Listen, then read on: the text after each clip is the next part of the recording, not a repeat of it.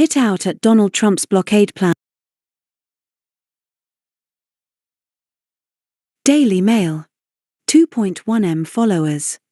Starmer hits out at Trump's blockade plan, saying Strait of Hormuz must be open, not shut. Story by James Tapsfield, UK political editor. 2H. 4-minute read. Keir Starmer hit out at Donald Trump's blockade plan today, insisting the Strait of Hormuz must be open, not shut.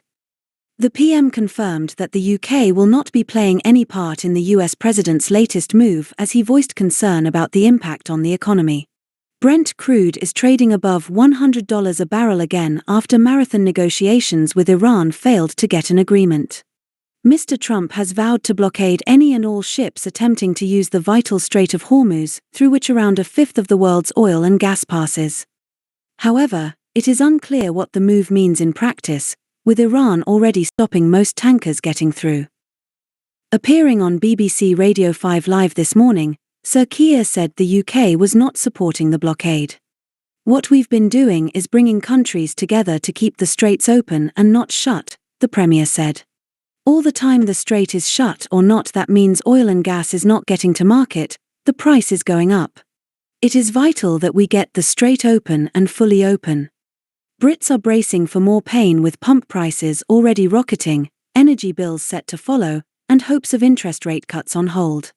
The Resolution Foundation think tank has warned that typical middle-earner households will be £480 worse off this year than they would have been because of the economic shockwave. US Central Command, CENTCOM, last night said its forces will begin the blockade today at 3 p.m. UK time, starting another countdown that has spooked markets. As the world holds its breath again today. The president lambasted NATO, a defensive alliance, for refusing to get involved in the US-Israeli war against Iran. He insisted Iran will come back to the negotiating table because otherwise he would send the country back to the Stone Ages. Mr. Trump renewed his war of words with Pope Leo XIV, who previously criticized the president's rhetoric regarding the conflict. Rachel Reeves is due in Washington for talks with IMF counterparts as the economic consequences start to be felt. The blockade will be enforced impartially against vessels of all nations entering or departing Iranian ports and coastal areas, including all Iranian ports on the Arabian Gulf and Gulf of Oman, it said. CENTCOM forces will not impede freedom of navigation for vessels transiting the Strait of Hormuz to and from non-Iranian ports. Sir Keir stressed the need to work with a wide coalition of partners to protect freedom of navigation in the strait as he spoke to French President Emmanuel Macron last night. Mr. Trump wrote on social media, "Any Iranian who fires at us, or at peaceful vessels, will be blown to hell." He said the US would finish up the little that is left of Iran, adding, "This is world extortion. We're putting on a complete blockade," he told Fox News. "We're not going to let Iran make money by selling oil to people that they like, and not people that they don't like.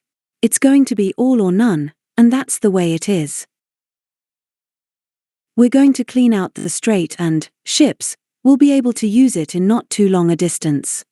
Mr. Trump said that the UK and a couple of other countries are sending minesweepers to the strait, and it won't take long to clean it out. However, although Britain does have mine hunting systems in the region, they are thought to be drones and would only be deployed once the situation stabilizes. Last night the Wall Street Journal reported that Mr. Trump was weighing up resuming limited military strikes in Iran in addition to the blockade in order to find a breakthrough on the peace talks. It came as Tehran's foreign minister claimed it was inches away from agreeing a deal with the US.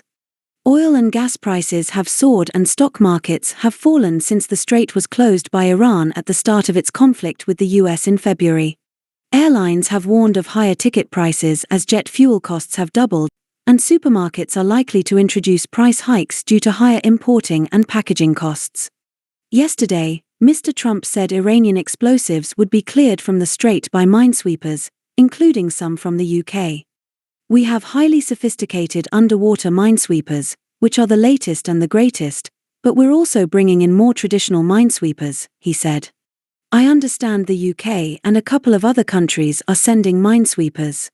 The blockade plan comes after peace talks with Iran, led by US Vice President J.D. Vance in Islamabad, Pakistan, broke down on Saturday. While the discussions took place, Mr. Trump attended an Ultimate Fighting Championship (UFC) match in Miami. A UK government spokesman said, "We continue to support freedom of navigation and the opening of the Strait of Hormuz, which is urgently needed to support the global economy and the cost of living back home." As an international shipping route, the Strait of Hormuz must not be subject to tolling. "We are urgently working with France and other partners to put together a wide coalition to protect freedom of navigation." The Resolution Foundation study found typical working-age households were previously on course for a 0.9% or £300 boost to their incomes this year. But they will now instead find themselves 0.6% or £180 worse off. It means overall they are losing out to the tune of £480 from the inflation shock. The analysis shows that the removal of the two-child limit on benefits will deliver a major boost to those with 3 or more children who are in the bottom half of UK earners. They will see their living standards rise by an average 7.7%, even after the shock of rising prices caused by the conflict. This compares with 0% for poorer families with fewer than 3 children. Read more.